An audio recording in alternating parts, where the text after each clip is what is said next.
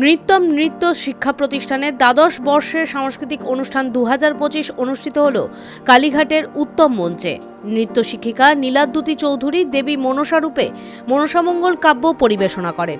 পাশাপাশি বিভিন্ন বয়সের শিশুরা এদিনের নৃত্যানুষ্ঠানে অংশ নেয়। এদিনের অনুষ্ঠান দেখতে বহু মানুষের সমাগম ঘটে এখানে।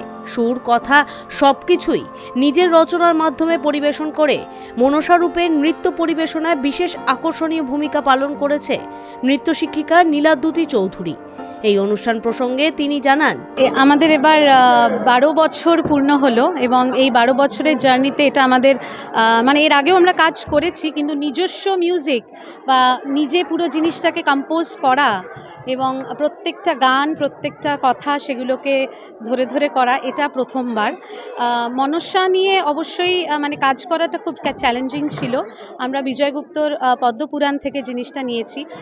যেহেতু আমি এখন পিএইচডি করছি ওডিসি ডান্সে, পড়াশোনার মধ্যে তো থাকতেই হয় এবং নাচটা শুধুমাত্র স্টেজে উঠে পারফরমেন্স নয় বলে আমি মনে করি।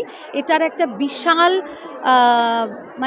একটা মানে থিওরিটিক্যাল নলেজ আছে, যেটা আমি প্রত্যেকটা স্টুডেন্টের মধ্যে দিতে চাই, যে নাচটা নিয়েও পড়াশোনা করা যায়, সেটা নিয়েও মাস্টার্স ইন পারফর্মিং আর্টস করা যায় এবং পিএইচডি করা যায় এবং আরও হায়ার স্টাডিজ করা যায়।